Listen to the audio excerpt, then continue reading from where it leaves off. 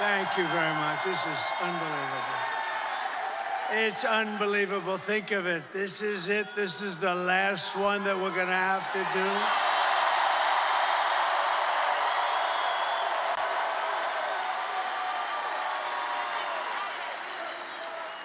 And doing 4 of these in one day is a little difficult, but not really, because the love in every one of them has been incredible, just like this. So it makes it a lot easier.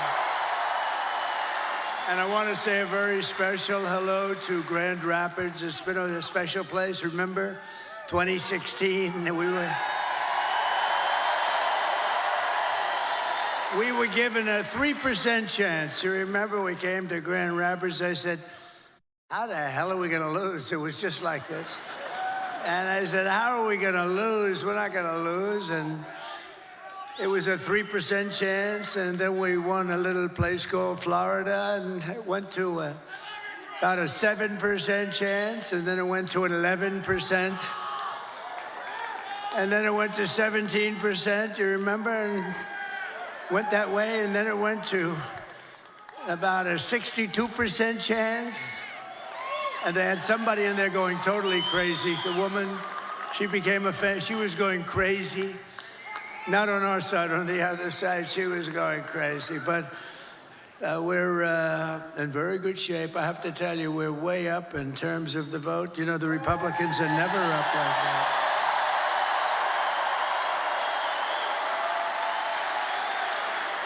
And I don't want to talk too much about it, because I really want you to just assume that it's sort of even, and you're going to turn out tomorrow, and we're going to blow this thing away, because, you know, we're leading going in by hundreds of thousands of votes, but just pretend we're tied or losing by a little bit, because we want to put on a display tomorrow of unity and everything. The progress that this party has made is incredible. It's very inclusive. It's inclusive of everybody, including our great mayor right back there. That is our great mayor, and who came through for us.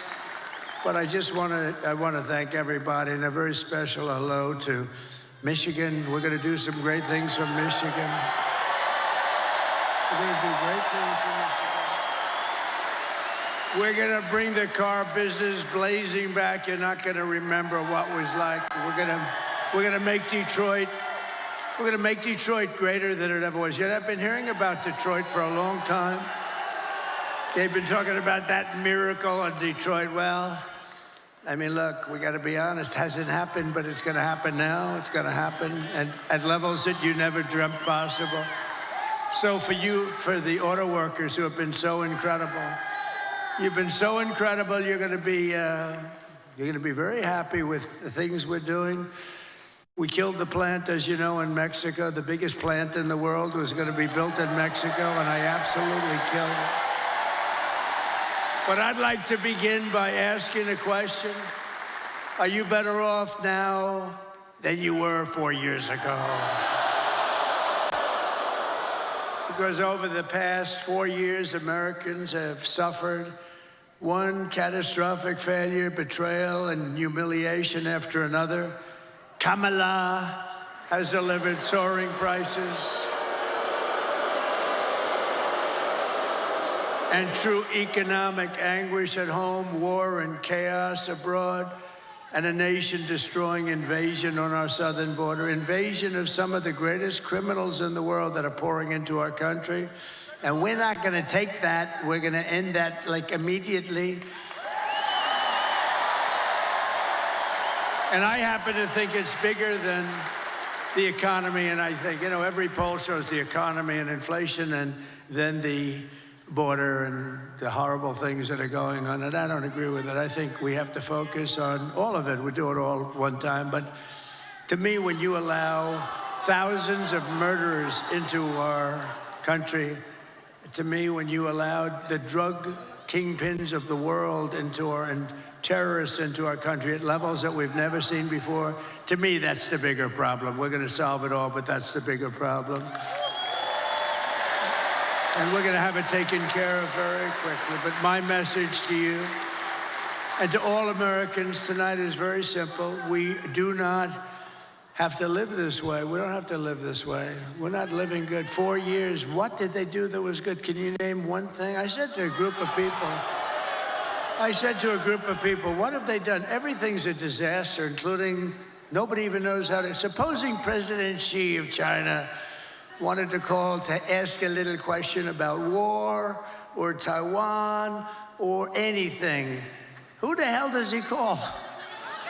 We got a little problem in America. There's nobody to call. You know, they'll probably end up calling me. Maybe they'll call me. But, no. But who do you call? And remember, they ripped that presidency away from Joe Biden. Say what you want. We're not fans of Joe Biden. You know, I spent $150 million on him. We went through the convention. We never mentioned Kamala. Nobody knew who the hell she was. And all of a sudden, they picked Kamala, even though she was in last place. She came in number 13. They had 12 plus Kamala. She was considered the 13th. But then they wanted to be politically correct, so they picked Kamala, and they called her Harris, and nobody knew who Harris was. Like, call Harris. Who's Harris? Weird. You know, it's a very nice name, but it's a strange name because nobody knows who she is as Harris, so we have to call her Kamala. But she was the least popular. She got no votes. She lost in the primaries to Joe Biden and everybody else. She was the first one out. She quit the first one, 22 people. She left. She never made it to the great state of Iowa, never made it. And now we're running against her. But she's been exposed, you know, she's been exposed. She's a radical left lunatic who destroyed San Francisco. But we don't have to settle for weakness and incompetence and decline and decay. That's a nice word, decay. That's what's happened. That's a nice word, decay. Can you imagine? And nobody will question it because it's true. With your vote tomorrow, we can fix every single problem our country faces and lead America, indeed the world, to new heights of glory. But indeed, think of that statement, how beautiful that is. New heights of glory, that's what's going to happen. When we win the election and we're really well, look, the ball's in our hand. All we have to do is get out the vote tomorrow. You get out the vote, they can't do anything about it, we win.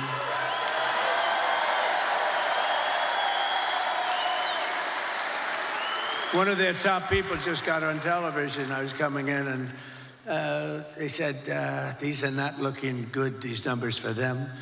This is very troubling. At least he was honest. No, all we have to do, if we get out our people, it's over. There's nothing they can do about it. It's nice when you have that, right? You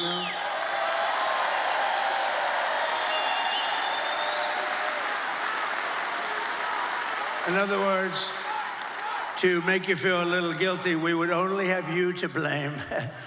But we put ourselves in an unusual position. Never happened where we're leading by hundreds of thousands of votes in the early stage vote.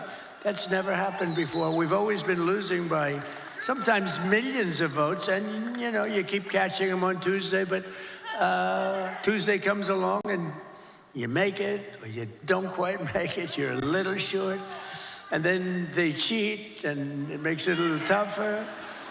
Because when you have open borders, transgender everything, high taxes, very high taxes. They're campaigning on the fact that they're going to raise everybody's taxes. And you have men playing in women's sports.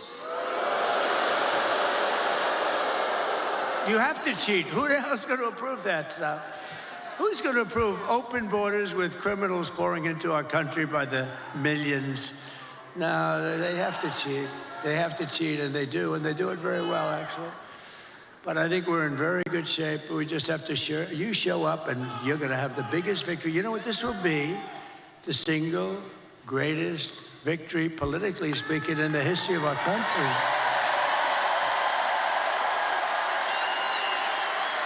And when we win the election, only one day from now, do you know how that sounds?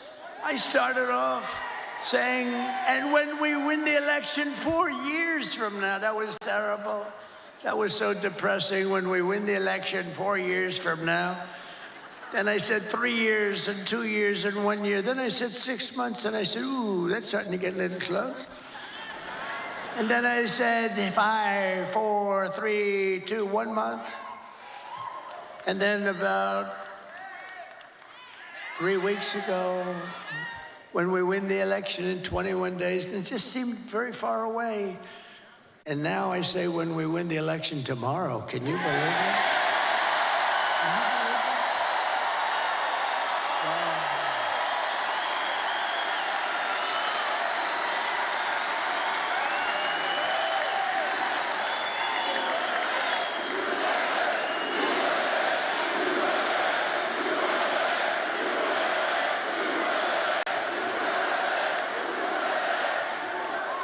And what we've done, this is a sad occasion in certain ways, because I think we did like 930 rallies from the very beginning.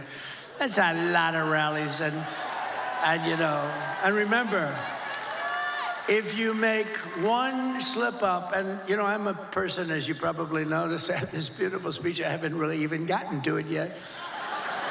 One of these moments, I'll start giving you some beautiful things to listen to, and honestly, some terrible things to listen to. Terrible. What's happened, what they've done to our country is horrible.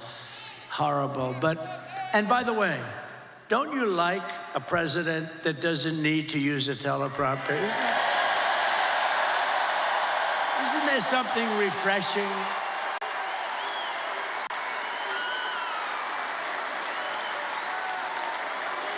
But I think I heard somebody say it's like 900, maybe a little more than 900 rallies. And, you know, rarely do they ever catch me making even a little mistake. I go through rally after rally, 10, 20, 30, and then I say the wrong. They say, he's cognitively impaired. No, we're not. I'll let you know when that time happens. It could happen, but hopefully it's not going to be for a long time. He pronounced a word, he slurred the word, and I hate to go back, you know. A lot of guys, they'll be talking and they'll make a mistake.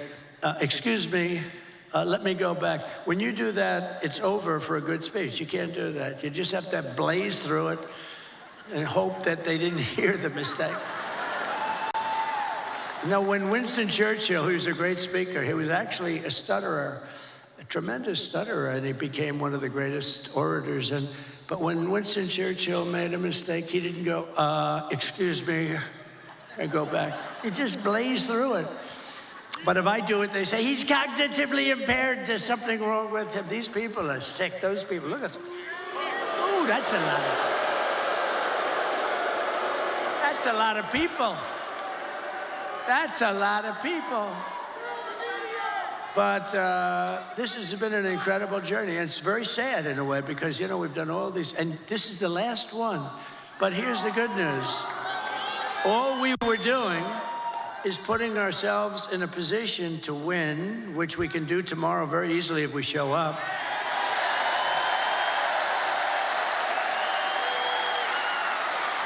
Just so you know, if we show up, they can't win. They can't. They mathematically can't win, because they're so far behind. If you don't show up, I guess, but here's the one thing I will say, show up anyway, but they have no enthusiasm. She had a rally today. She couldn't have had more than 100 people there. And I had all 4 stadiums were full, but she had a rally, and she was screaming, we're gonna win, we're gonna win, and they wouldn't follow her, they wouldn't say it. Did you see that clip? I'd like to put it up. The problem is I don't put up too many clips. I have the most beautiful clips. The problem is the press won't follow them. I had a friend a couple of weeks ago.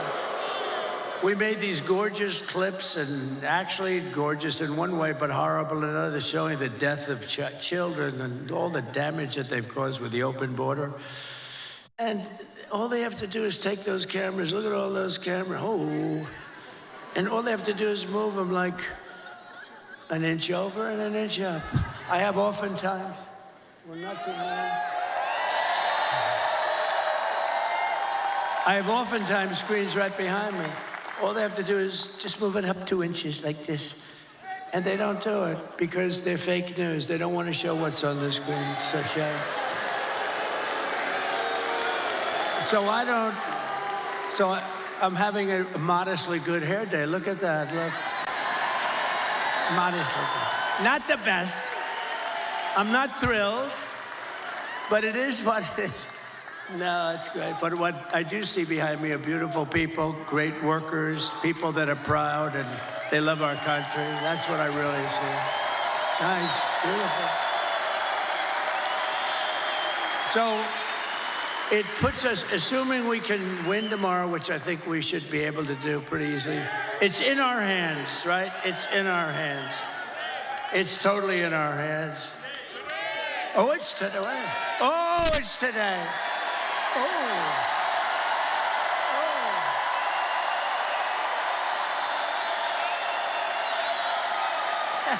Thank you. That's today. Wow. Can you imagine a crowd like this at like 1 o'clock or some ridiculous time in the morning? On a Monday/Tuesday, right? Think of that. What a compliment. And it is true. She had nobody at these rallies. That's, you know, that's a poll. Look, Mr. Wall. Look at Mr. Wall over there. This guy. It was always my ambition to buy a suit like that and wear it one time. Well, I came in a sanitation uniform last week, and that worked out pretty good. Because Joe Biden, in one of his crazy moments, said that we were all garbage. But they've shut him down. They took the election away. They walked in and they said, you're not running anymore. You're out. Can you believe? They stole the election from a president. They stole the. Can you imagine that? They said you're not. You know, they use the word coup. I think it's worse than a coup in a sense, because a coup there's a little back and forth. They said, Joe, you're out. That crazy, horrible human being, Nancy Pelosi, who cheats like hell. She sold. She sold. You know what she said last night? She said, and there's another guy, the guy, how do you explain that guy? They say, well, we'll get ready to start impeaching him. Now, how bad are people like that? They're just trouble for our country. They're bad, sick people. They took 2 impeachments and they wasted all that time and money and energy when we should be focusing on making America great again. They're horrible people. I mean, Nancy Pelosi started with nothing. She's worth $200 million. You know, she had a big position in Visa, and she sold it. And the day after she sold it, the Justice Department announced that they were under this massive investigation. You're a stock guy, right?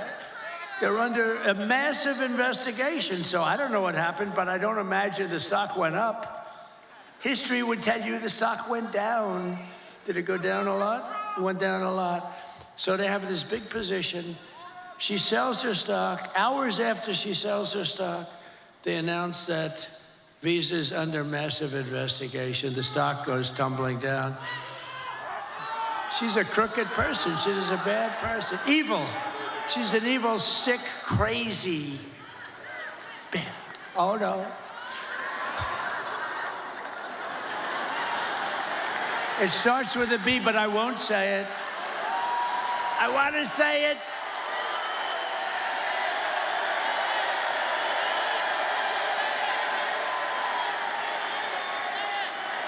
I want to say it, but Franklin Graham said, sir, I love your speaking ability and I love your storytelling, but honestly, it would be even better if you wouldn't use foul language. And I don't use much, you know, every once in a while. And it's never a real bad word. It's, you know, it's like never bad. And so I try to adhere, but he's wrong about one thing. It is a little better when you use the foul language because there's more emphasis. No, but these are bad people. These are bad. Adam Shifty Schiff. I call him pencil neck. He's got the smallest neck I've ever seen. He's got about a 4. And he's got the biggest head. So I don't know how the neck can hold the head. He's an unattractive guy, both inside and out. And this guy can end up being a senator, but don't worry, we've been beating him for 8 years. We've been beating these people. We've been beating them. They impeach me, we win. They send me down the Records Act, and we won in Florida. We win. But you know, we have to take a lot of time, a lot of money, which is what they want. A lot of time, a lot of money. This way we can stop the one guy we don't want to fight is Trump. We can stop him from getting the Republican nomination. And I got the Republican nomination in record time. Record time. And let's keep going, and maybe we can stop him from winning the presidency. But that's looking pretty good tomorrow, I'll tell you. I think they give us probably a 95. What do you think, a 95% or something like that? But don't believe it. Don't believe it. Go out and vote. Remember the story of Hillary. Just remember, this is why I told you the story. She was in bad shape when she called me up that night. And by the way, she called up and conceded, and then spent 7 years on saying how she was a good sport. Oh, she's a lovely person, Crooked Hillary. But you know what? She's smart. But she wasn't like, she lied a lot. I mean, a lot. But nobody lies like this Kamala. Kamala, he will not ever frack in Pennsylvania. My whole case is fracking, and he will open the borders immediately. No, no, no. I'm going to close the borders. However, if people want to come in, they can come in legally. They have to come in through a process. We need people.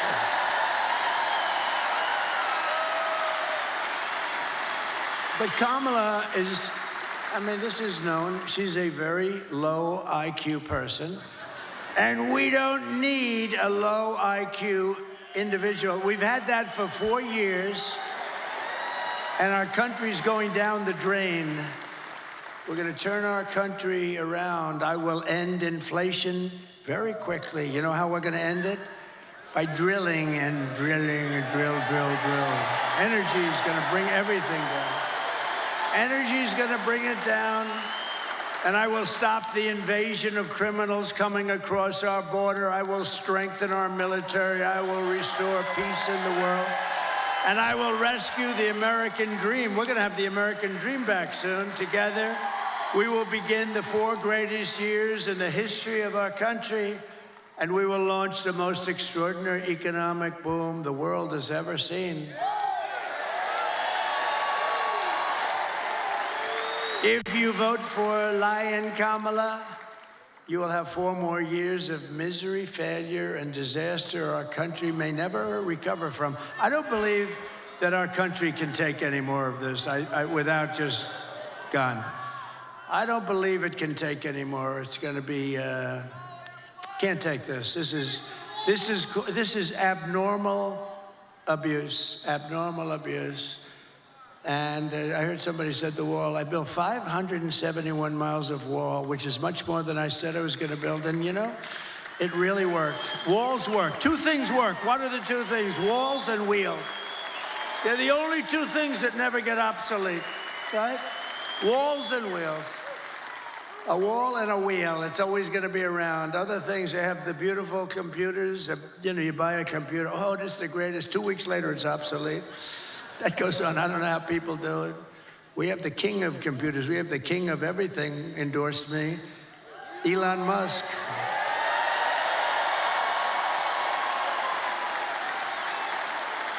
And he brought that rocket ship down 2 weeks ago. I never said 22 stories. It's like monster. You don't know, is it big or small? It's a monster. 22 stories.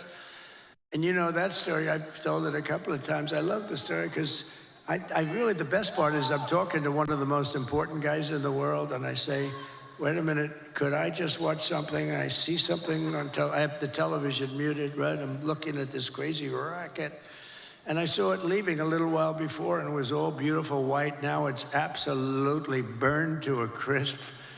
You know, it goes 10,000 miles an hour. The heat is at levels that nobody can experience. So it's a little, you know, rough. It's a little rough on the paint job. And it's coming in, and I'm watching, and I'm holding this very important person, one of the most important people. But, you know, when you were the president, and now it's very possible, like maybe 95%, that you're going to be the president again, they hold. No, they hold.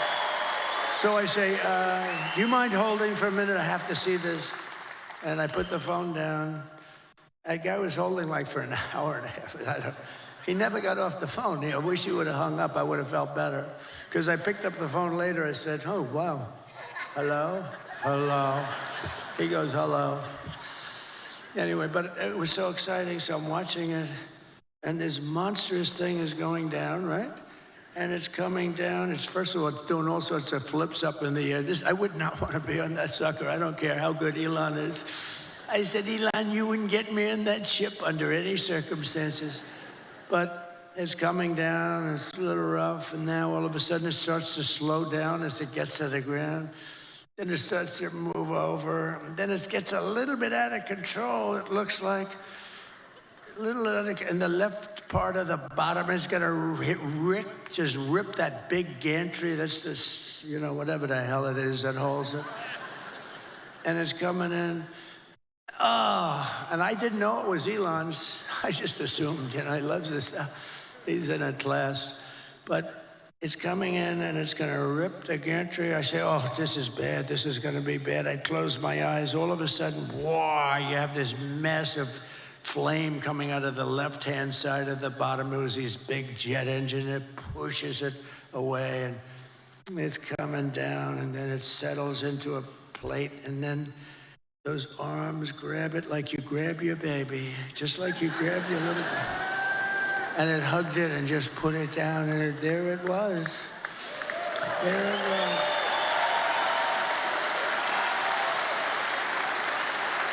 And I called Elon. I said, was that you? He said, yes. And he said, and by the way, he said this, and by the way, this is something I'd never said because I didn't even think of it before when I told this story. He said, and by the way, I'm heading up to Pennsylvania to campaign for you. That was 2 weeks ago. He's still there. Can you believe it? Because he considers the election more important than rockets, more important than anything. He helped us out a lot in North Carolina and parts of Georgia where they desperately needed the Starlink. I had no idea what Starlink. They called me up. They called me up in Georgia. Elon's incredible. He has Starlink. He's got everything has to do with stars and stuff. Very complex stuff. No, he's amazing. But, sir, I know that you know Elon Musk because I read your endorsement. You know, he says it's the most important endorsement he'll ever make. It was such a nice thing, and he said he wants to help. And I didn't know he was going to help to this extent. He went up. He won the big case today, too. He won the case. Huh? Because I don't know, he did something that I don't know what he was doing, but he did something with lotteries. And, you know, he's in a different... He's amazing. He's going to do lotteries and this and that and make your life fun, and he's having a good time. You know, he usually is in a lab, and he's happy there. All of a sudden, he's escaped the lab, and now he's out, and the public adores him. He's a great guy. The public absolutely adores him. But the man from North Carolina, great guy. You know, North Carolina was hit so hard with the water. The hurricane was essentially a massive pile of water. It was a big water hurricane, the biggest we've ever had. And they were so flooded. Areas that had never virtually seen water would turn out to be lakes. They ripped houses, trees, everything was ripped down by the power of the tides that were going back and forth. It was terrible. And this man said, if you could ask him for help with Starlink, we cannot get it. It's very hard to get. And I called Elon, and he got it immediately for them. He got it so much that he had it there immediately, so much that you know, they couldn't even believe it. He said, this has saved a lot of lives. They had no communication in North Carolina, which, by the way, we're leading. In fact, somebody said they picked up stakes. There's no more ads. There's no more ads. That's usually a good sign. That's usually a sign that they're not going to win. But one of the reasons they're not going to win is because FEMA did such a bad job. So FEMA, you know, we had a great FEMA, we did good, but they spent most of their money, as you know, on illegal migrants coming in. They spent They spent so much money that they didn't have the money to take care of the people from North Carolina. But we will be there on January 20th, because on January 20th, that's when you assume it. But they pulled up stakes. Historically, when you pull up stakes and stop advertising and leave, historically, you're in pretty good shape in this state. Is that correct politically? Because I haven't done this as long as some of the, as well and as long as, well, I think I've done it better, actually, because I ended up being president, so I probably, but some of our great politicians have done this for a lot longer than me. So let me ask you, all of these senators, and when you pull up stakes and leave, historically, Doug Burgum was so incredible. He really is, isn't he? Is he a class act? His wife is much better. She blows him away, right? Catherine is much better. But, Doug, when you pull up stakes and you stop advertising, doesn't that generally mean that it's over, right? It's over. Doug is cautious. He doesn't want to, he thinks it's a trick question. No, it means it's over. And I think it's over in a lot of places. I think we're going to see some incredible stuff tomorrow. But it won't matter.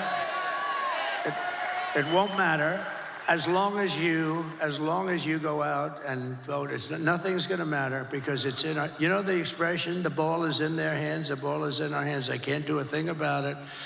And now you're going to go out there later today.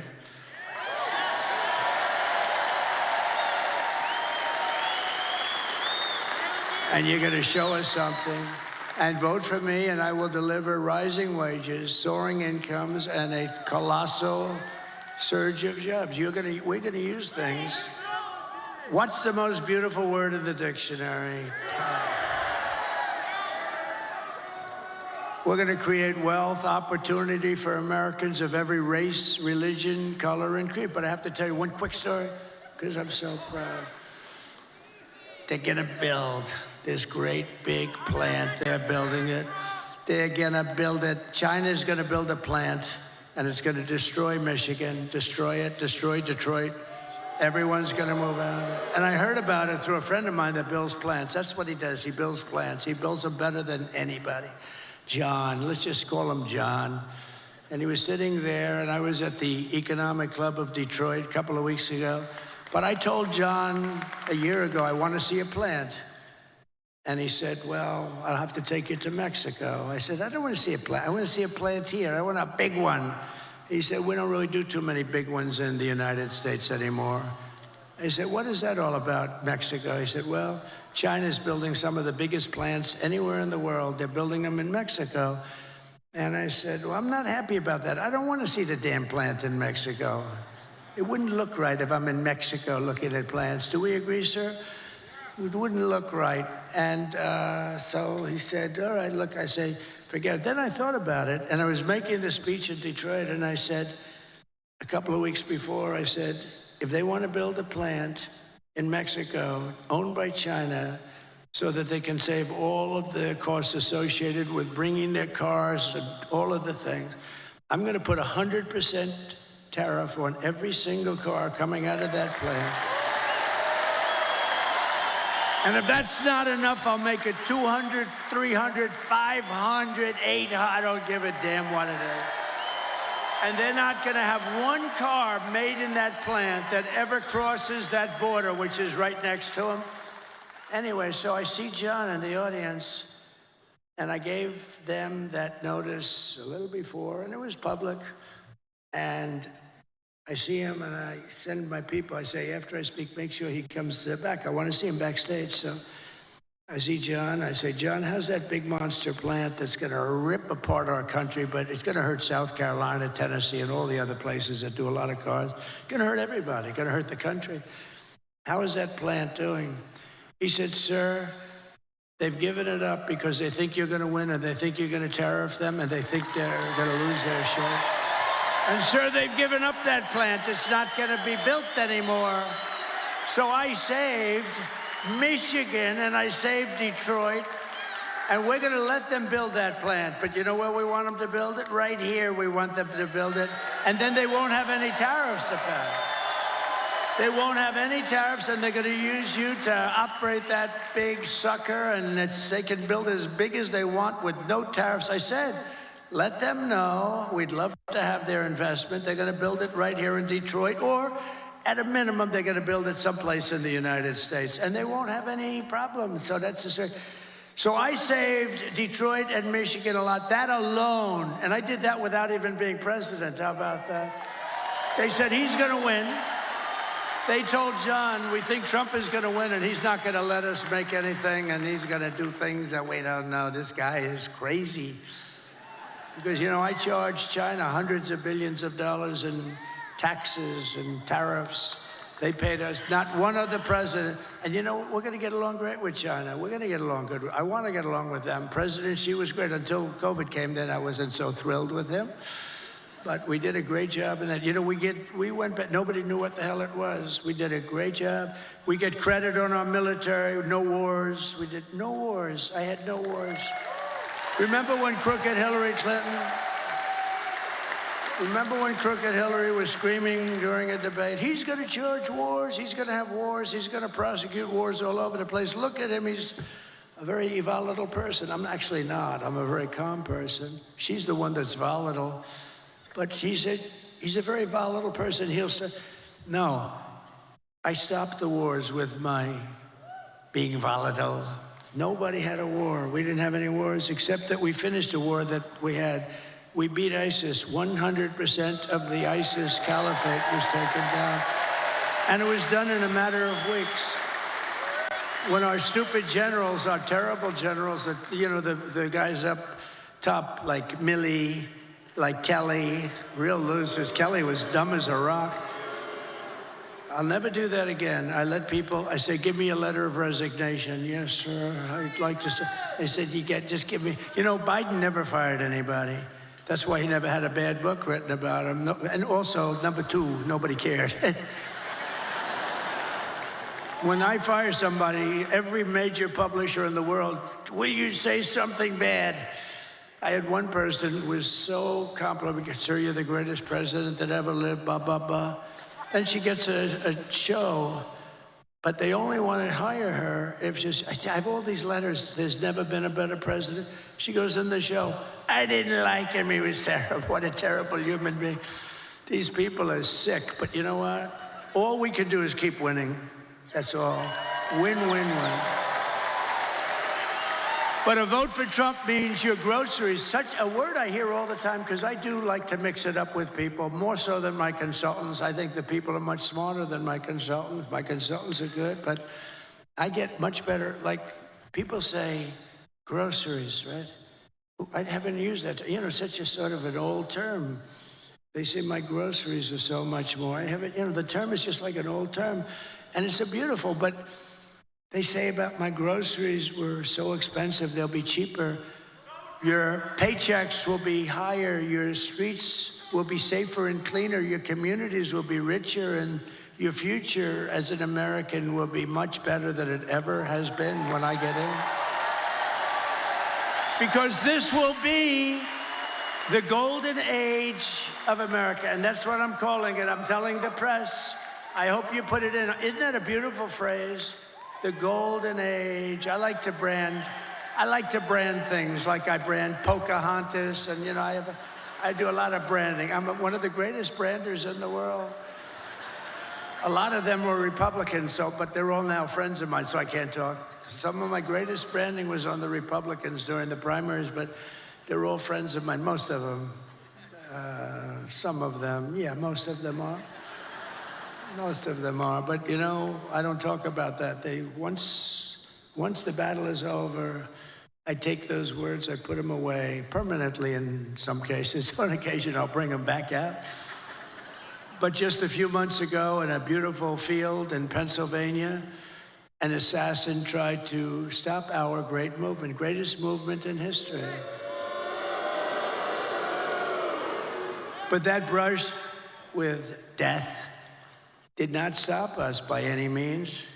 It only made us more determined to finish the job that we had only just started.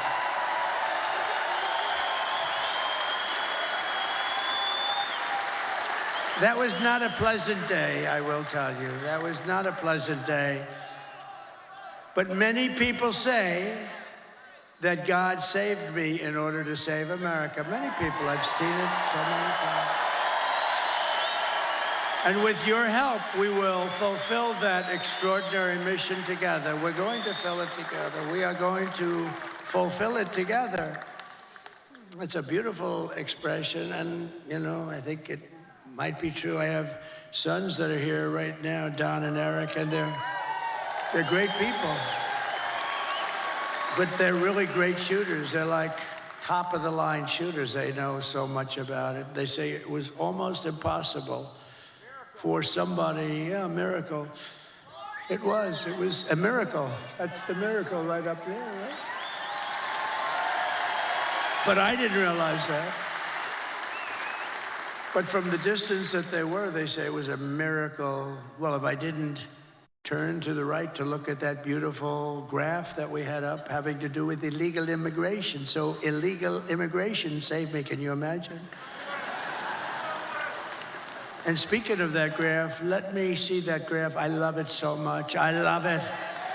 I love it. I hug it and kiss it every night. I take it to bed with me. My wife thinks I'm crazy. I bring it to bed with me. Look, if I don't put that up, and it's never there, it's always there or there, but usually it's on the left. So if I look to the left, I'm gone. If I looked over there, but it was like, something happened. Something happened. Something up there happened. No, but think of it. So I said, just like I did right now. The shooter's right there, right exactly 90 degrees. That crazy guy, right there. And I said, let me see the graph. I said, what the hell was that? But if I didn't turn, it goes a little, it's not good. You don't want to see that. So it was a miracle or a gift from God, maybe. Amazing. And when Don and Eric, who are really great shooters, they heard that, and then they heard the gun, they know exactly the gun, the AR-15. It's supposed to be very accurate and all that stuff. And this guy wasn't, you know, he was at the range all the time shooting. He was supposed to be a good shooter. They said a bad shooter would hit it almost every time, a bad shooter. Don said it's the equivalent of sinking a 1-foot putt. That he put it in golf terms. I said, that's not good. Because for those that don't play golf, it's almost impossible to miss a 1-foot putt. And so it's amazing. So they were shaken up. They couldn't believe it. They actually said God did that because they didn't believe that they could. Now, it wasn't a miss. I mean, it wasn't, it ripped the hell out of it, but I consider that a miss.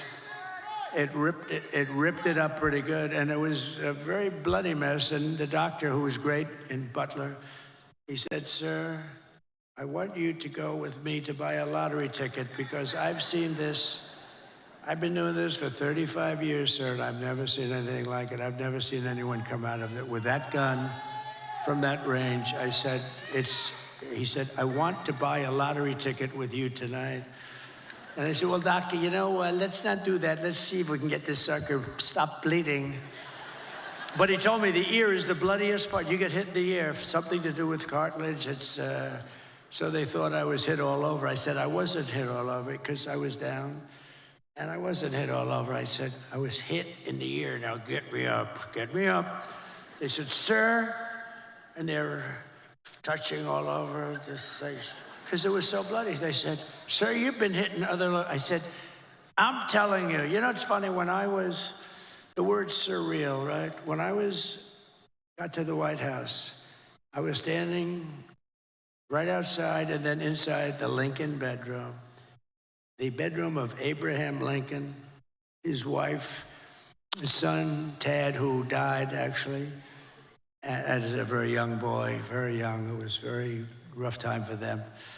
They were suffering tremendous melancholia. You know, they called it, they were melancholia, they called it, not depression. It's the same thing, but in those days they call it melancholia. But I was in the Lincoln bedroom, so famous, all the furniture just the way it is. And he was very tall. He was 6'6". That's like the equivalent of a Baron Trump today. You know? Who's a lot taller than 6'6". He's a good-looking guy, but he is tall. And but he was 6'6". In those days, very unusual, but he was tall. And then you put his hat on, which was another foot, right? So he was a pretty tall guy. But the bed was very long. You could see it was elongated. But I was there, and it was like a really surreal. I was with the First Lady, who was very popular, who got the #1 book in the country. Can you believe it? Call Miranda. Go buy it. Go buy that book. Go buy that book. It's great. I was a little nervous when I started reading it. I said, this could be very bad for me. Releasing a book before the election could be very dangerous for me. But no, it's a great book, and she's a great writer, actually. She wrote a note at the convention. Remember the note she wrote? It was so well crafted that these guys right here wanted to put it as part of the platform. It was unbelievable. The book is unbelievable. So go get it for Christmas or something. But it was just, when I was in the Lincoln bedroom, it was a surreal experience. It was like an outer body, they call it, experience. And it just was like, it was something unbelievable. I said, can you believe this is where we are? And I was not a Washington person. I was only there 17 times, according to the fake news. But I think it's right. I was only there 17 times in my entire life. I wasn't. And I was a New York guy, which, you know, now I'm very much a Washington guy. I know the good ones, the bad ones, people. I know the dumb ones, the smart ones. I know a lot about the people. I didn't know anything about the people. I had to rely, and we did great. We had mostly great, the trade people, the war people. We had a lot of great people. But when I was on the ground, there was no surreal experience. I knew I was shot in the ear. And I was telling Secret Service, and let me tell you, they were damn brave. I went down fast because, I mean, I looked, there was blood all over my hand. I said, this is not the normal situation.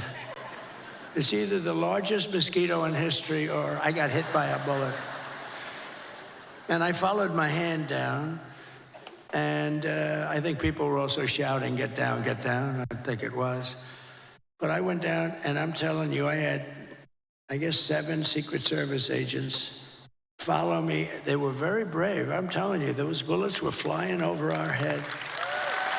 And, you know, you can't forget that.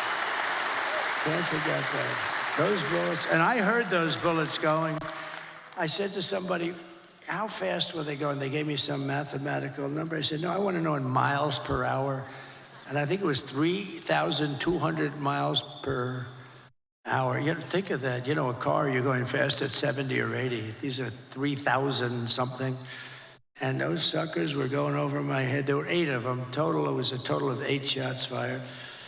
And then it was a shot by a Secret Service sniper. Amazing, 1 bullet he used. But I think we also had help from one of the police snipers. He hit the stock of the gun or something, and we appreciate that very much. But it was amazing. But when I was down there, I was totally aware. I said, no, get me up, because I was speaking in front of a massive, you couldn't even see the end of it.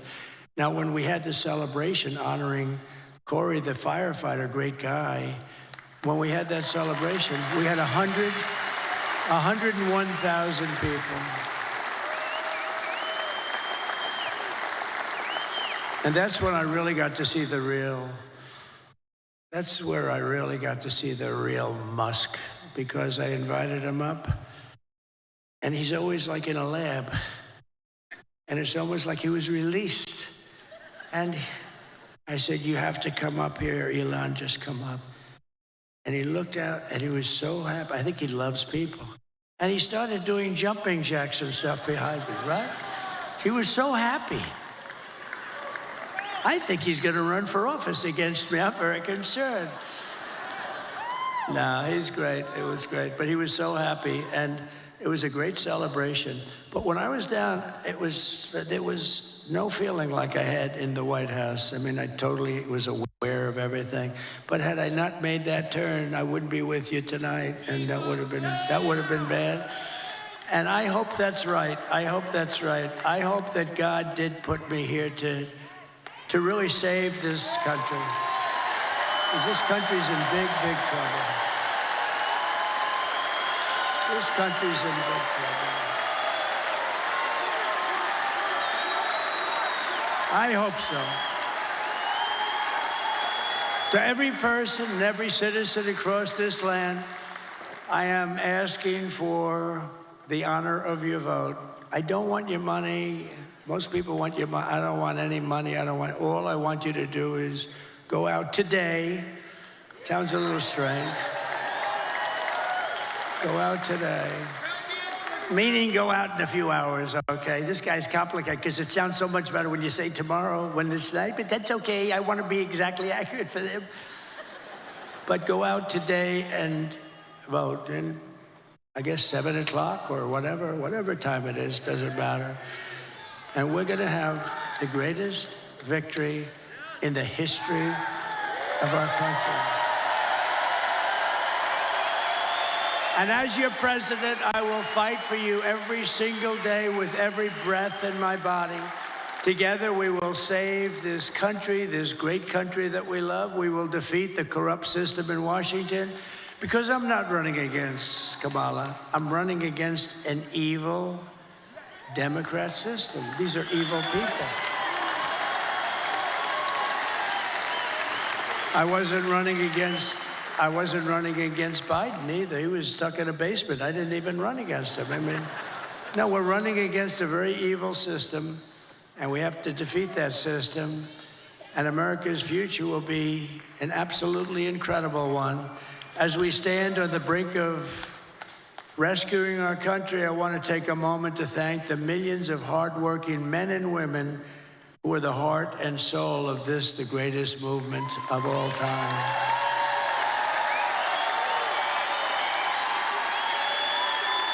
Because it's you much more so than me, frankly.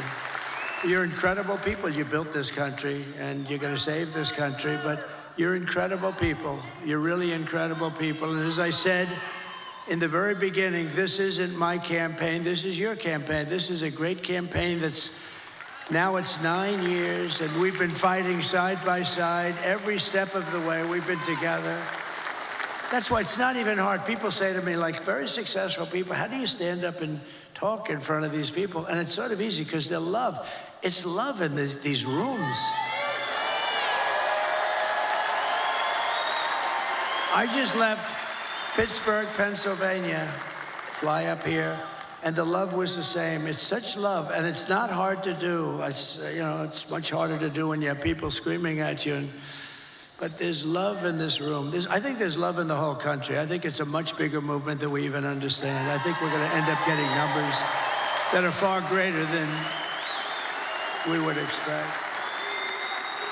But you've given your time, your money, and your whole heart for this cause, and your support means more than anything you can even understand. It's amazing. I love you all. You're very special. This is my last rally. Can you believe it? The rallies, these big, beautiful rallies, there's never been anything like it. And there never will be anything like it. And it just happened. It caught on. And I think it caught on because our country's in trouble. And, I happened to be a messenger that was able to tell you what you knew, because most people understand it. Most people with common sense, we're the party of common sense, they understand it. But this is all you need to know. I mean, Joe and Kamala broke it, and I will fix it. I'll fix it fast.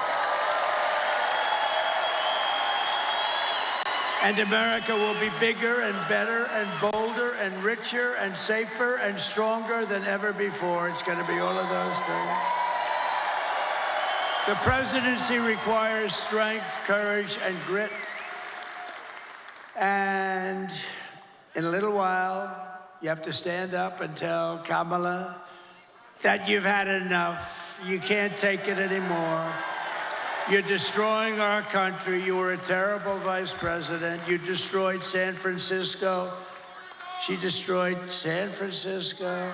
And she worked, when she was Attorney General of California, she worked along with a lot of her friends out there, like Gavin Newsom, the governor, one of the worst governors in history, and destroyed the state. I mean, more people moved out than moved in last year, first time ever. That's never happened before.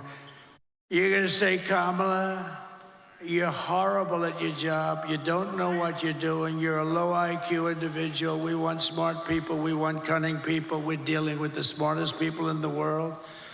We don't want you negotiating nuclear deals because you don't know what the word nuclear means. Kamala, you're fired. Get the hell out of here.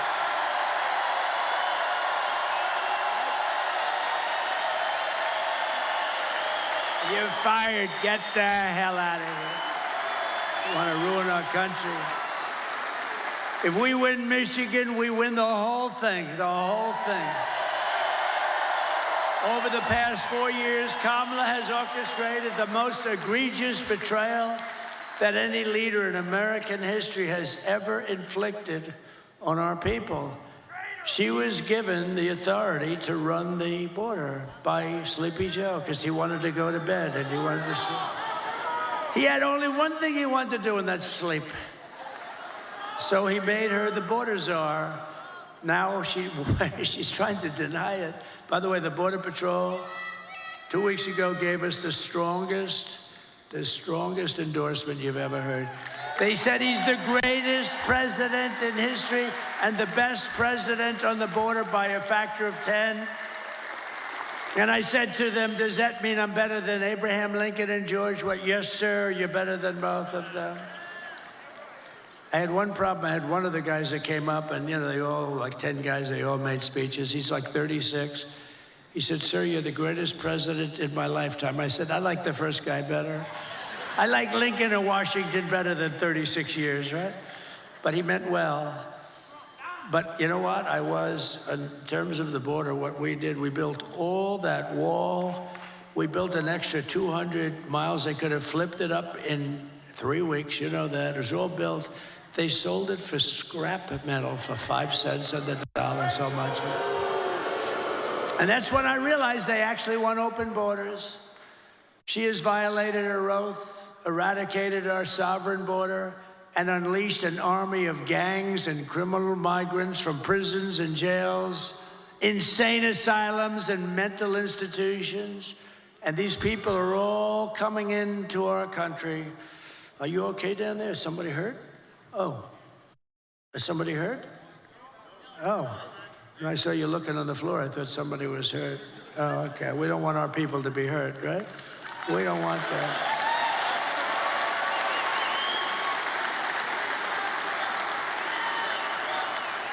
But all around the world, they come from Venezuela, they come from the Congo in Africa, not just from South America, they come from all over the world, and they're stealing countless American lives. They're killing a lot of our people, a lot, far more than anybody thought even possible. The day I take the oath of office, the migrant invasion ends and the restoration of our country begins. It begins immediately. The United States is now an occupied country. Who would have believed somebody that's running for president and perhaps will be president in less than 24 hours or...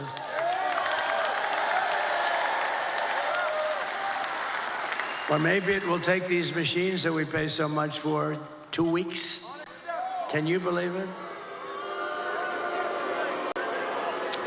You know, if you used very highly sophisticated watermark paper, it's more sophisticated than the machines. Paper, highly sophisticated. Okay, if you used paper, and if you used voter ID, and if you had 1 day, and you, in addition to voter ID, you have a proof of the fact that you're a citizen of our country, which would be nice. You would have the results tabulated, like in France, they had 37 million people. The results were tabulated at 9:30 in the evening. They had a winner, they had a loser, and they went home. And here's the other thing. I know nobody's very cost conscious anymore. 8% would be the cost compared to the cost of these very highly complex machines. And Elon Musk told me, he probably knows more about computers than any man in the world. He said that machines don't work because they're easily violated. Now, this is the smartest guy in the world, the guy that runs rockets with computers, and saying the computers are far more important than the engines. I mean, nobody knows anything like this. But if you used paper, it's 8% the cost of the other. It's more accurate. And you don't have 12-day waits. And then what the hell's happening in the inside of those machines if you wait?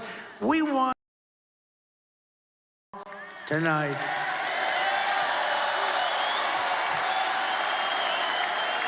We want the answer tonight.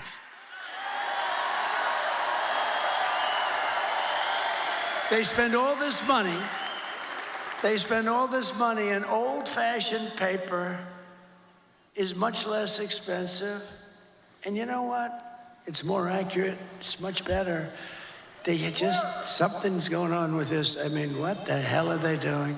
But we don't want to wait 10 days, 12 days, 3 days, 2 days, or 2 hours. We want the answer tonight.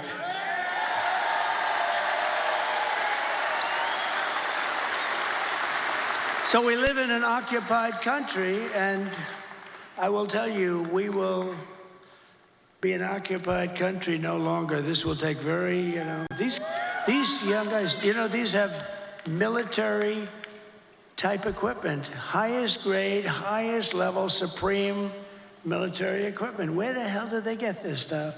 They've taken over large parts of Colorado. They've taken over parts of numerous states, and a lot of people don't want to talk about it because they think it's going to destroy their city or town. They're all over the place. And when they're not, those people running those towns, when they're not, they're petrified. They don't want them coming in. In one town in Ohio, as you know, they have a beautiful town of, think of this, 50,000 people, and they dumped 30,000 migrants into the town.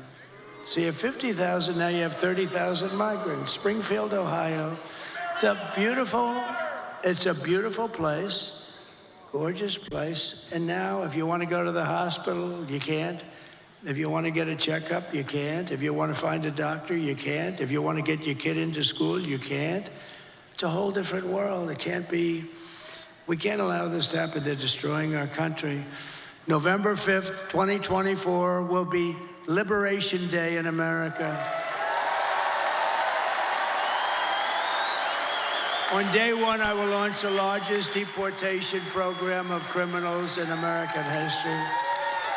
I will rescue every city and town that has been invaded and conquered. Can you believe I'm running for this great office and I'm talking about rescuing cities and towns that have been invaded and conquered? Can you imagine 10 years ago? Can you imagine 10 years ago using language like that? Or saying, we will not allow men to play in women's sport. You know, if you go back just 10 years and you move yourself forward and you heard a politician saying, we will not allow men to play in women's sports, they'll think, is this guy crazy? Of course they're not going to pay. To expedite removals of Trende, Aragua, and other savage gangs like MS-13. Trende is from Venezuela prison system, and they are rough. I will invoke the Alien Enemies Act of 1798 to target and dismantle every migrant criminal network operating on American soil. And if they come back into our country, it's an automatic 10 years in jail with no possibility of parole, because we don't want them back. And I'm hereby calling for the death penalty for any migrant that kills an American citizen or a law enforcement officer. And I will ban all sanctuary cities in the United States of America. They're sanctuary for criminals. 4 years of Kamala have delivered nothing but economic hell for American workers. The workers are getting destroyed. Her inflation disaster has made life unaffordable and cost families over $30,000 in higher prices. Think of that. Who can afford that? Just days ago, we had the worst jobs report in modern history. I never wanted to be Herbert Hoover, and I'm glad these numbers are coming out now. I'll fix it, but boy, it's getting bad. 12,000 jobs were announced. Now, usually you hear 200, 250, you know, you hear it for years and years. 12,000 jobs, and then they became frauds. It was a fraud on the country because they made up numbers. 30,000 private sector jobs were killed in a single month, and nearly 100,000 manufacturing jobs have been wiped out since just the start of the year. You don't hear these numbers from the fake news. 150,000 Americans joined the unemployment rolls in October. 150,000. These are depression-type numbers. And nearly 250,000 people dropped out of the labor force. Just think, a few months ago, they fraudulently claimed 818,000 jobs were created, when in fact, there were none. They said 818,000 jobs were created in our country, which kept us, and what that did is it kept us like, okay, it wasn't great, but it was like not record-shattering or anything, but it was a lie. And they thought they'd be able to get away with it until after the election, and then announce after the election that they made a mistake. These are bad people. Fortunately, there was a whistleblower who I think should be entitled to an award. Could you imagine if it were me and we lost the election, and then a few days later they say that the job numbers are being revised by almost 1 million people? And now they've just revised it again. On top of the 818,000, 112,000 fake jobs were just announced. So you add that up, and it's almost 1 million fraudulent jobs were announced. And nothing happens. These guys don't report about it. If I was talking about 2 jobs, it would be like front page on every newspaper. They cheated, and it's fraud. You know, when they make mistakes, they make them for 2,000, 3,000. There was never 818,000 jobs right before the election were announced, and they turned out to be a fraud. And they were going to announce the revision after the election was over. What the hell kind of an election would that have been? So I want to thank this whistleblower. Meanwhile, 100% of the net jobs created in the last year have gone to migrants. Think of that, 100%. 100% of the jobs that were created went to migrants, not to people. And I'll tell you what, your black population is being devastated by these people. They're taking all the black population jobs away, and they should announce those numbers before the election also, because frankly, what's happening there, you're going to see some bad things happen. They're taking their jobs, and the Hispanic population's going to be next. You watch. It's horrible. But if I win, it's going to be not so horrible, because we'll fix it. These are depression-type numbers, and that's where we're heading if she's elected. And if she's elected, we're talking about a 1929-style depression. Under my leadership, we are quickly going to turn this economic nightmare into an economic miracle. We're going to make it a miracle. We will make America wealthy again, and we will make America affordable again. And we're just one day, meaning a half a day, sir, away from the best jobs, the biggest paychecks, and the brightest economic future the world has ever seen. But you must vote. Gotta vote. You gotta vote. Kamala's plan will impose the largest tax hike in American history. I've never heard anybody campaign. I've done this stuff for a long time, but I've been involved for a very long time supporting candidates. And candidates are always saying, we will reduce your taxes, efficiency, all this stuff. They're running on the fact that they're going to raise taxes substantially. I've never heard that. This is the craziest campaign I've ever seen. We will raise your taxes. Vote for us. Mondale, he says Mondale. I think you're right. We're going to raise your taxes. But they're going to do that on the typical family, American family. They're raising the taxes more than $3,000 a year. My plan will massively cut taxes for workers and small businesses, and we will have no tax on tips, no tax on overtime, and no tax for our great seniors on Social Security benefits.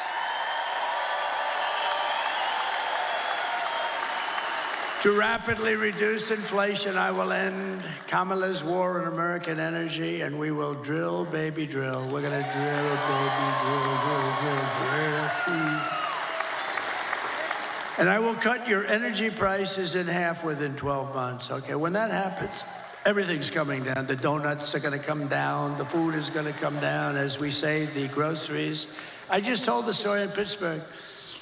A woman, elderly, goes to a supermarket and takes 3 apples and brings the apples to the counter, and then she realizes that the price went up yet again, and she doesn't have the money for them, and she excuses herself, she walks back to the refrigerator, puts the apple back in refrigeration, and walks back and buys the 2 apples. That shouldn't be happening in our country.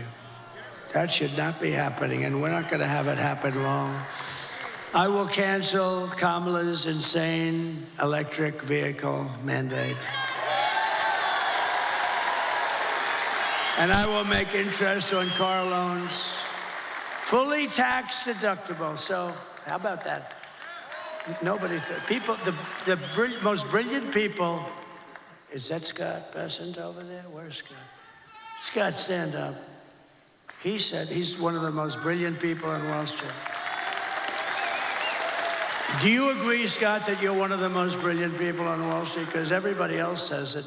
He's too shy to say it, but he's a genius. You know what his theory is? The stock market is the only sign of life, and it's only going up because everyone thinks Trump is going to win the election.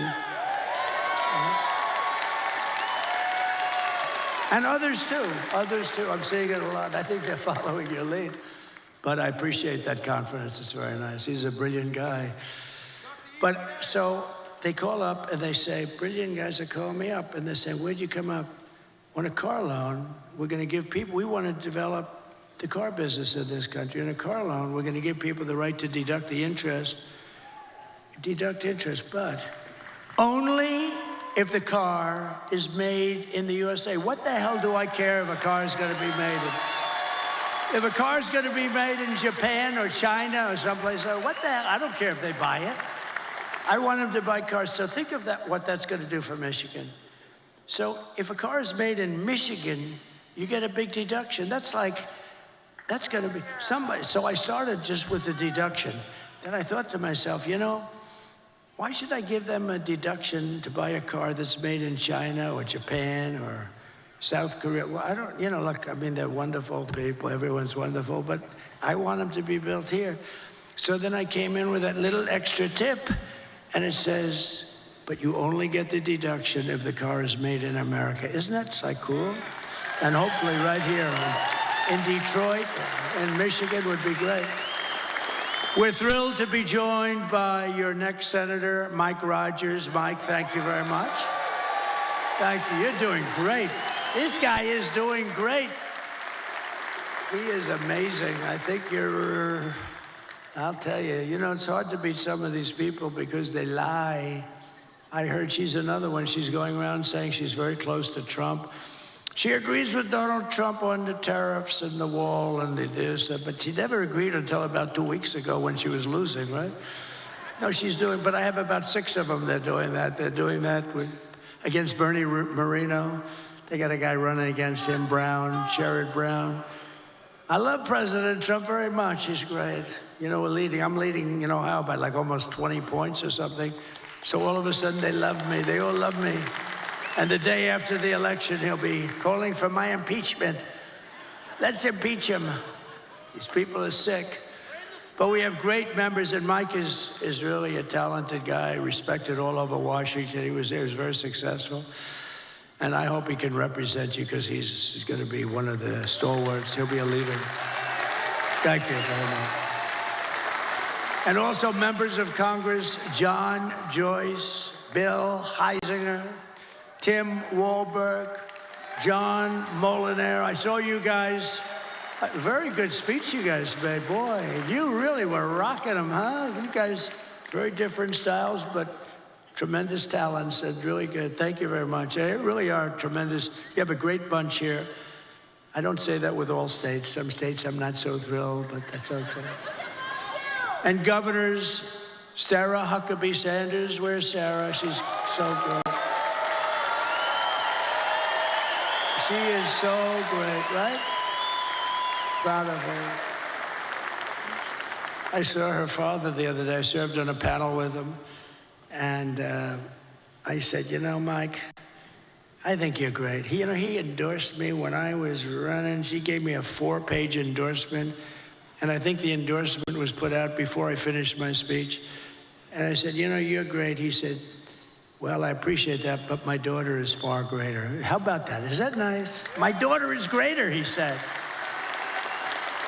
And he's not a man without an ego, I will tell you, right, Sarah? But he said, my daughter is greater. That's beautiful. That's a beautiful thing that he said. He's an incredible guy. And Doug Burgum, who's become one of the real stars of the party. And Catherine, stand up. I first noticed Doug by looking at Catherine. She was riding a horse in an ad. I said, who the hell is that? But I don't look anymore. No, beauty doesn't mean a damn thing to me anymore. It doesn't mean anything, but I did notice there was a woman, and to the left there was a man riding, but I didn't notice him so much. But it was this couple, and you know the ad I'm talking about. It was beautiful. It's like the most beautiful. He looked like the Marlboro Man. Whatever happened to him? But what a combination. And he's become one of the most successful governors. What he's done with the fracking and with the oil and gas and everything has become something special. He's done a great job. Thank you both very much for being here. Appreciate it. And former Congresswoman and Democrat candidate for president who did very well. I watched her for a long time. She's a woman of incredible intelligence, but maybe more than anything else, unbelievable common sense and very, very special. She just joined the Republican Party, by the way. She was an independent for years. Tulsi Gabbard. Tulsi, thank you.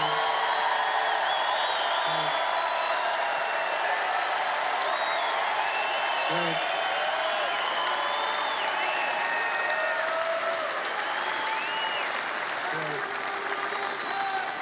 And a man who's very special with a great talent.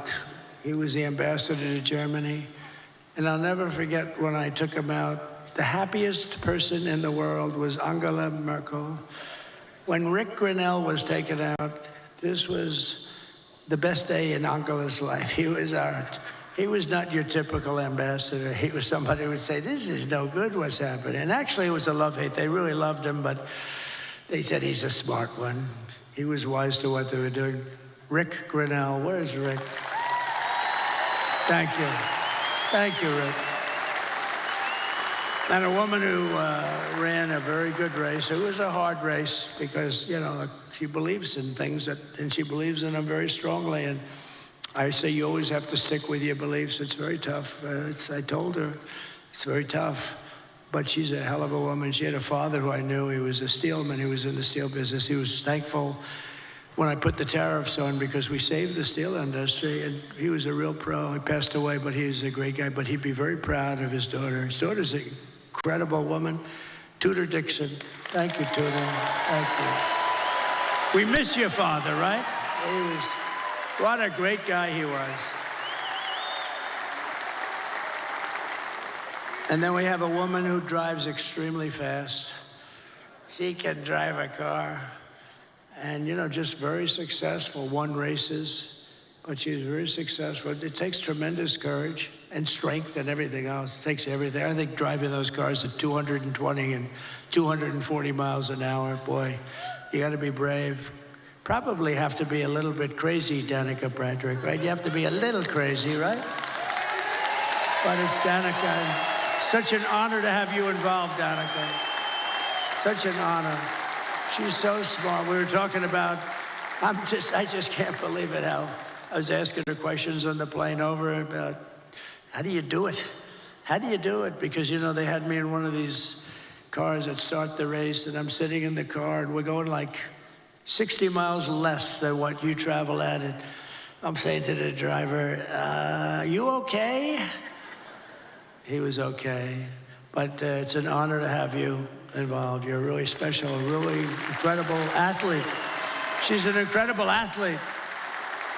And another person that was very honest and very talented and doing an incredible job, but she was extremely honest. And sometimes you can be honest and it doesn't work out, but it's actually worked out really well because she's doing phenomenally well, better than before. Sage Steele, thank you very much, sir.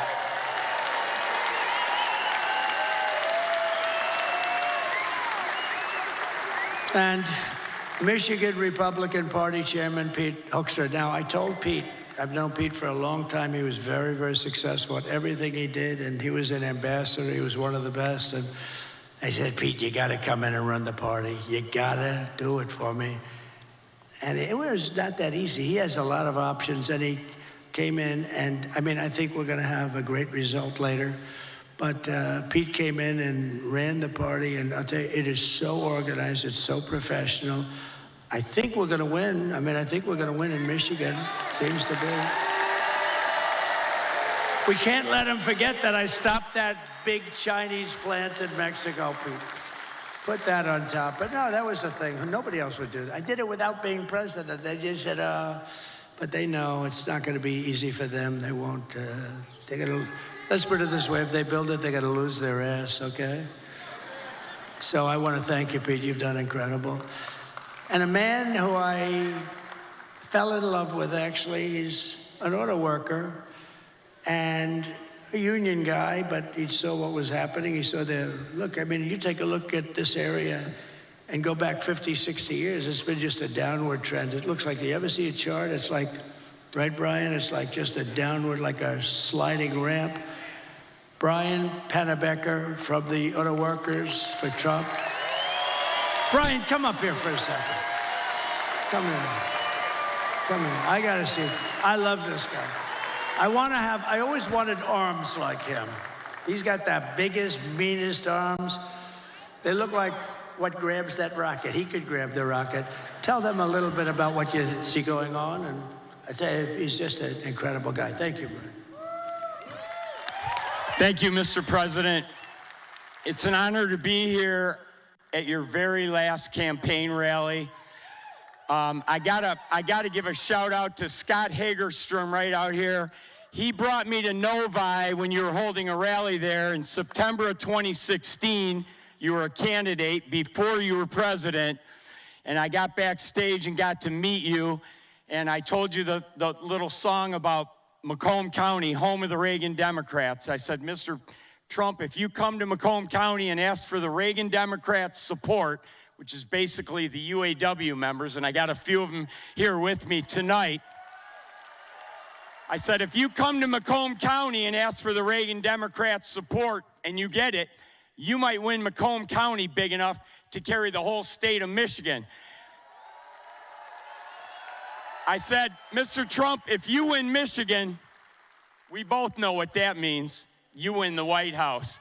And that's exactly what happened. So we're going to do it again this year. The UAW represented auto workers are going to vote 65% or more for Donald Trump for president, and we're going to carry Michigan again. Thank you, brother. I love you. We all love you. Thank you, Brian. Great guy. Great guy. And you're a great guy. I appreciate that support. I appreciate that support. Thank you very much. It's terrific. You gave us a beauty there, didn't you, huh? He's a worker. Michigan Senate Republican leader, Eric Nesbitt. Eric, thank you very much. Great job. You're doing beautiful. and Michigan House Republican leader Matt Hall. Tremendous guy. The great Steve Witkoff, great businessman, the most generous person I know. He gives a lot of money. Every time there's a hurricane, he wants to give money, and he's just great.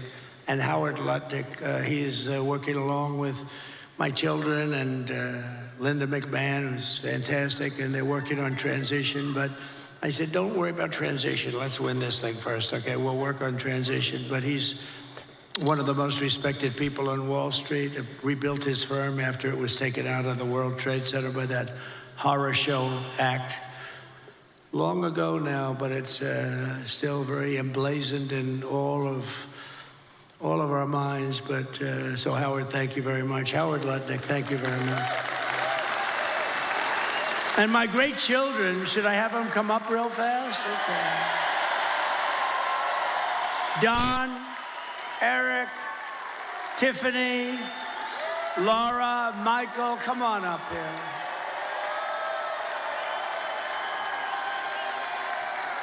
And we have Ivanka at home, sitting home, watching every second of it. And we have Barron, my beautiful boy, Barron. Barron, he knows more about computers than anybody. I closed up his computer. He said, Dad, it'll take it 2 minutes to figure that out. And all of a sudden, the damn thing opened up. I said, Barron, you got to turn it off. Okay, watch. I turn it off. It's no way. I put a separate code in. He's operating his computer. He's operating it 2 minutes later. So this group here, they are so committed. They didn't have to do this. I guess we all didn't have to do it, but we have to because they want to see our country be so great and so strong and so respected again. When people they're laughing at our leaders. We have a guy can't walk, he can't find the stairways. Look, there's about 6 of them up. He finishes his speech, he can't find the stairways. And she's worse than him. You see what's going on. Did you see it tonight screaming, we're gonna win, we're gonna win, and she's screaming, and it's like 100 people going, what the hell is wrong with her? But these people are behind me. I love them, but they are really special. They're very talented people. And every one of them, they've been great. Maybe I'll ask Laura to start and say a couple of words. Could I do that? She's the chairman of the party, comes from North Carolina. I wanted her to run for the Senate. There was nobody could have beat her. But she said, you know, I have a great husband and I have beautiful kids, and I really want to focus on them for a little while because he's been working hard. And she would have been great. And I said, who do you like? And they said, Ted Budd. And I went to Ted. I said, Ted, do you like it? He said, but I'm not going to run if Laura runs. I said, well, she wants you. She likes you a lot. And he's become a great senator, but she could have. But then she becomes like the chairman along with Michael Watley. Is Michael Watley here someplace? Yes? And I wanted, the mayor of Hamtramck is here. Come here. I didn't see, I see you. You got to come up here, please. This guy has been with us almost from the beginning. He is, I'm so glad we got to see you. Hi, Michael.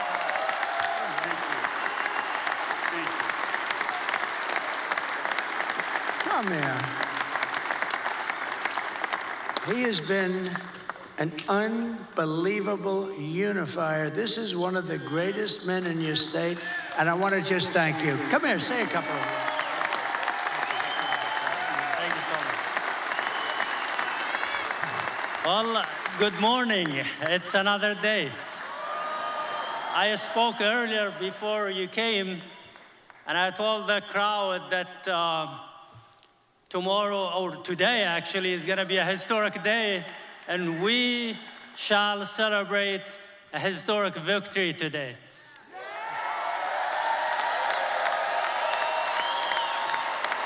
I'm very proud that I endorsed President Trump, and I broke the wall of fear among the Arab American and Muslim Americans, and I destroyed that wall of isolation and the wall of silence and the wall of hesitance among the Arab Americans. And now, today, we had a survey that was posted among the Americans in the Metro Detroit, and it shows that President Trump is leading by 76%.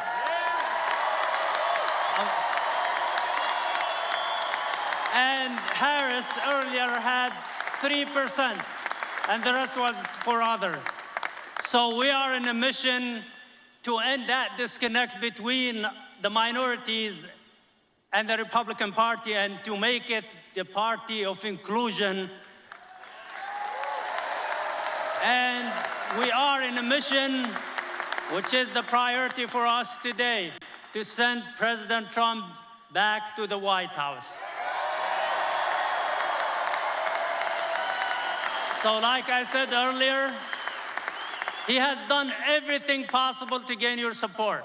He told me last Friday that it was 62 days of hard work with no break and no rest, and today it's 65 days with no rest. So he has used everything possible to gain your support. Hard work, seriousness, comedy, sarcasm, everything. So how is he a threat to our democracy, as the fake news keep saying, and the other party? So I ask you and I urge you to go out and vote tomorrow. And I think we have a big chance. I'm very optimistic that we will make history and we will win and make America great again. Thank you so much.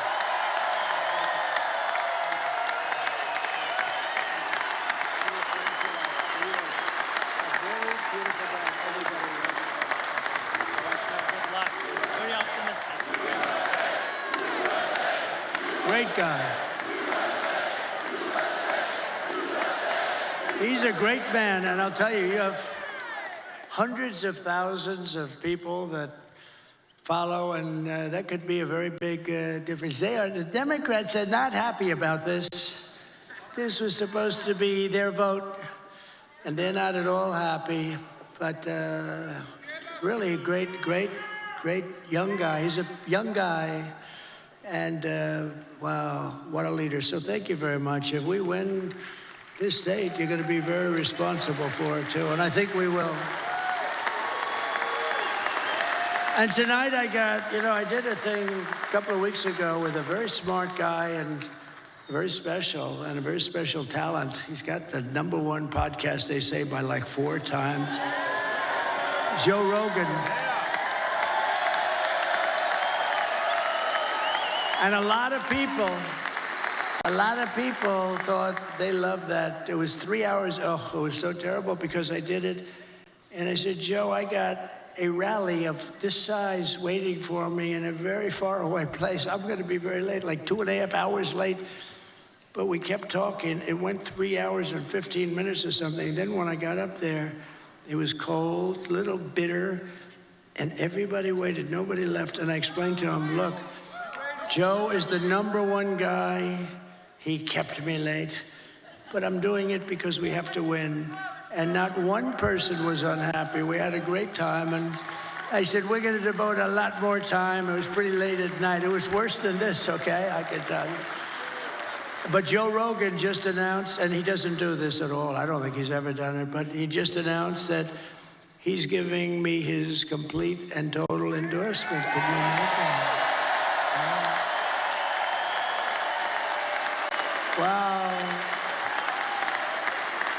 So, Laura, would you say a few words, please?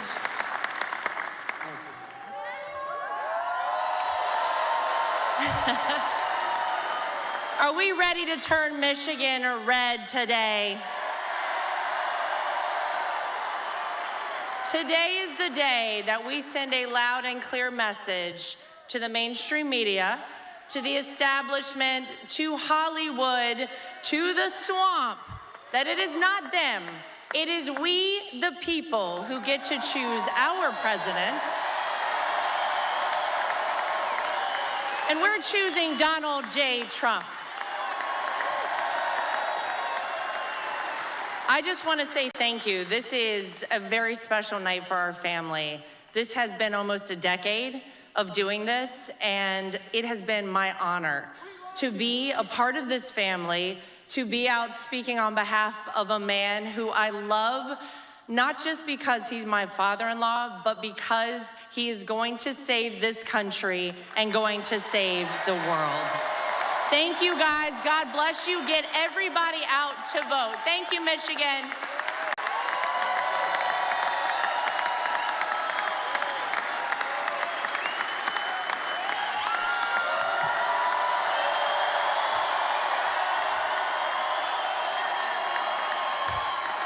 Thank you, guys. Today, when you wake up with not very much sleep, you gotta get to the polls. You gotta bring your friends and your families and your loved ones, and we have to make it too big to rig.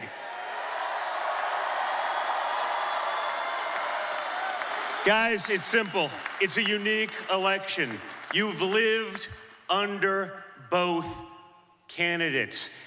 People like to pretend like it's not the Harris-Biden regime that has destroyed your American dream, our country, our economy, the entire world, and Western civilization. Well, you guys, starting right now, it's on you to reclaim what is yours, your country. It would be an honor for me, for you guys to show the same amount of resolve that this man showed on July 13th when he took a bullet to the face and came back defiant. You guys take that attitude to the polls, to your text messages to your friends. If you've early voted, drive everyone you know to the polls. That resolve is what kept us at peace. That resolve is what made trade deals. That resolve's gonna save America, and it's gonna put America first again, once and for all. So guys, now it's up to you. You make our country proud like he makes us proud each and every day. Let's get it done, America. Let's get it done, Michigan. Let's go.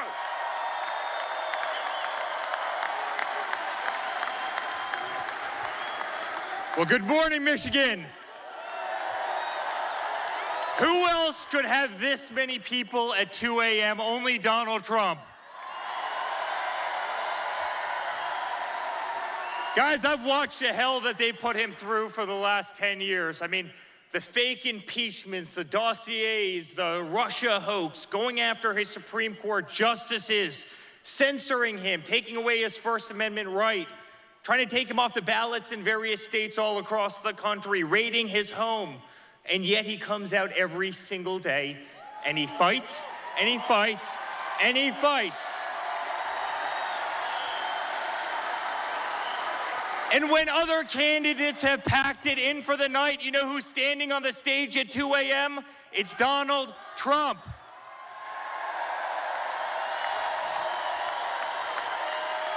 America, it's time for us to pick our fighter, and it's that man right there. And I can tell you, as a son, as a family, we have never been more proud of a person in our life. I have never been more proud to stand on a stage with somebody in my life. He's the most remarkable man I know. And I promise you, I will be on the stage till the end of earth with you because I truly believe in you. And I believe what you're doing for this country and what you're doing for our children. And you are gonna save democracy in the United States, and you're gonna keep peace in the world. And I love you, and we're proud of you. And let's make America great again. Thank you, Michigan.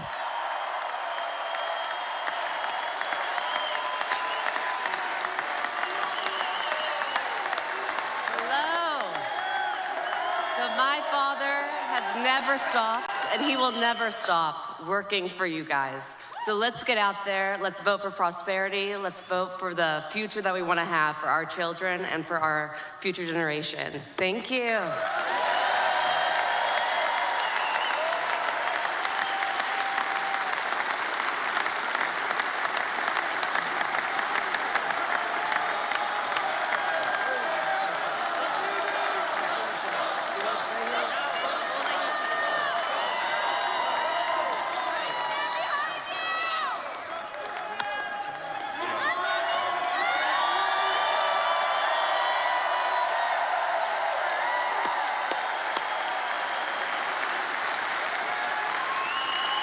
Thank you very much. They're my kids, but I'll tell you, they're very good people. They're good people. They're great people that love our country, and they're working. They don't have to do this. They don't have to do this. So in conclusion, with your vote, we are going to fire Kamala, and we're going to save America. We will cut your taxes, end inflation, slash your prices, raise your wages, and bring thousands of factories back to America and back to Michigan. And a lot of it will be using my favorite word, tariff.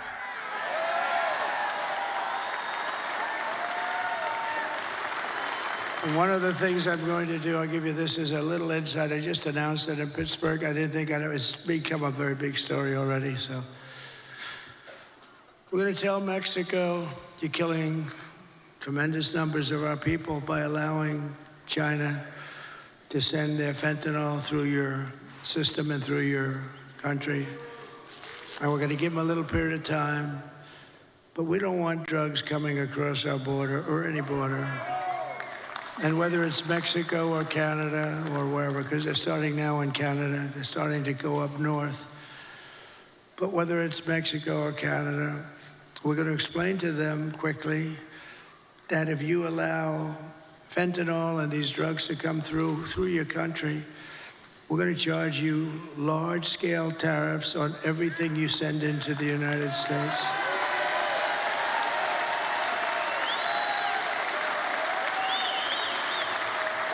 And they're making a lot of money in the United States.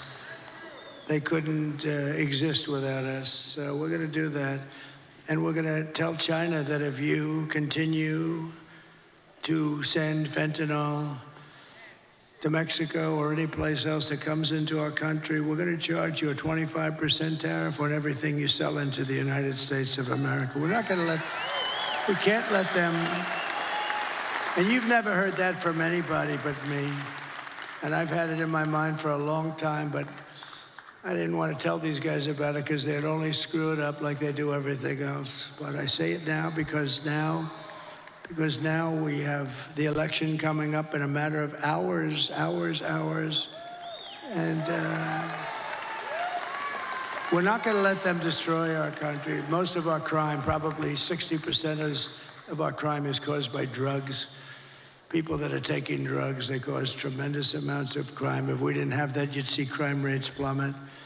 But, you know, the sad thing is that crime is plummeting all over the world because they're sending their criminals, they're sending their gang members, they're sending their drug dealers, they're sending their mental patients from all of these institutions. They're sending them into our country, and then they're opening up. Oh, we're sending them back, don't worry about it. They're opening up their prisons and they're dumping their prisons, all their prison population, Venezuela. They're way down, their crime rate went way down because they're taking all of their criminals and terrorists and all of the people that are causing all the problems. And then on top of it, they're emptying their jails out into the United States through this very stupid person's open border. I don't know what they're thinking about. But maybe they hate our country, or maybe they want to get people registered to vote. Who the hell knows? But we're not going to allow it. It's going to stop immediately, day one. We're going to build America. We're going to buy American, and we will hire American. I will end the war in Ukraine. Would have never started if I were president. You know, we got more votes. We did great in 2016. We did better in 2020. We got more votes in 2020 than any president by millions, any president in the history of our country. And because of that, I said, I'll sit back and I'll watch.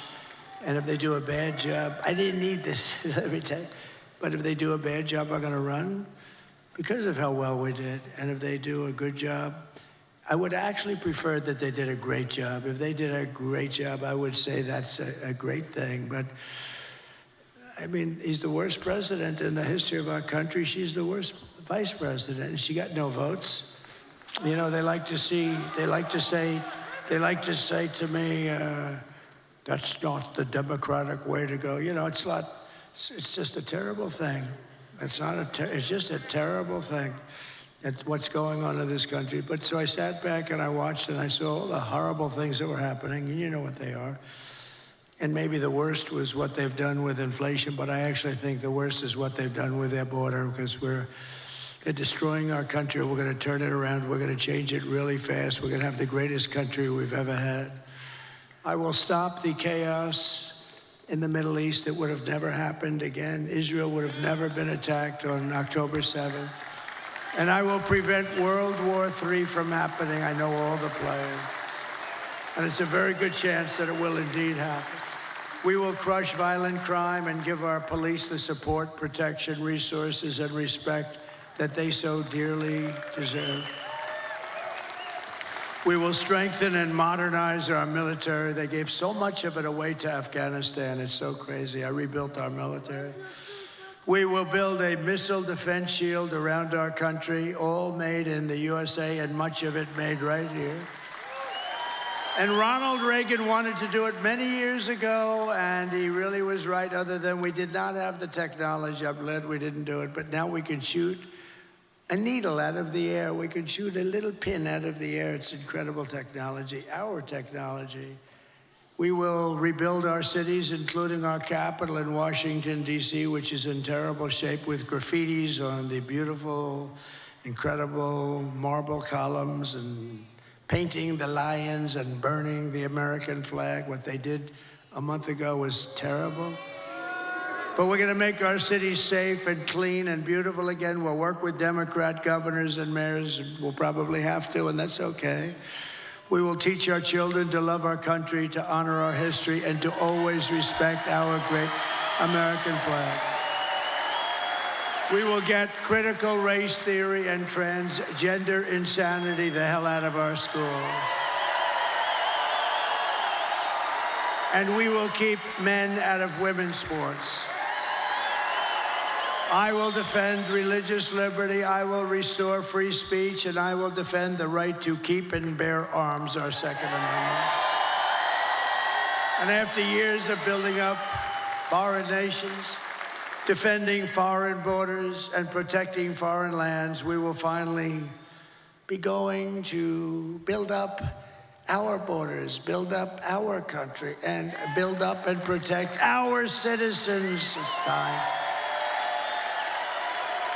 It's called America First. We're going to put America first. We put America last. They put America last. We put America first. And it doesn't mean we're into isolation. We're not. We're going to help the world, but we have to straighten ourselves out, or we won't be able to help anything. And we will stop illegal immigration once and for all. We will not be invaded. We will not be occupied. We will not be overrun. We will not be conquered. We will be a free and proud nation once again, and that will take place rapidly. Everyone will prosper. Every family will thrive. And every day will be filled with the opportunity and hope, and maybe above all, the American dream will be back. It's going to come back. We're bringing it back for your children. And we're bringing it back for yourselves. But for that to happen, we must defeat Kamala Harris and stop the radical left agenda with a landslide victory that is too big to rig, too big. The silent majority is back, and tomorrow you need to get out and vote. We have a silent majority, but we're just sort of speaking up. This has shown that the level of enthusiasm is 5 times greater than their level. They have no level of enthusiasm. They don't believe in her. They know she shouldn't even be running. They are, as they say, a threat to democracy. What they've done is a threat to democracy. They stole the presidency away from a very angry man. I watched him last night. He's a very angry man. I'm convinced that he likes me more than he likes Kamala. I'm convinced. For the past 9 years, we have been fighting against the most sinister and corrupt forces on earth. With your vote in this election, you can show them once and for all that this nation does not belong to them. This nation belongs to you. It was the hardworking patriots like you who built this country. And tomorrow, it is the hardworking patriots, meaning today, like you, who are going to save our country. After all we've been through, and we've been through a lot together. We've gone through these rallies. Almost everybody is here. I have people that have been to more than 300 rallies. They're here tonight. They were at the one this morning, the one tonight. They actually missed 2 of them. I can't even believe it. But these are incredible people and incredible patriots. But we stand on the verge of the 4 greatest years in American history. With your help, we will restore America's promise that we will take back the nation that we love. We love this nation. We are one people, one family, and one glorious nation under God. We will never give in. We will never give up. We will never back down, and we will never, ever surrender. Together, we will fight, fight, fight, and we will win, win, win.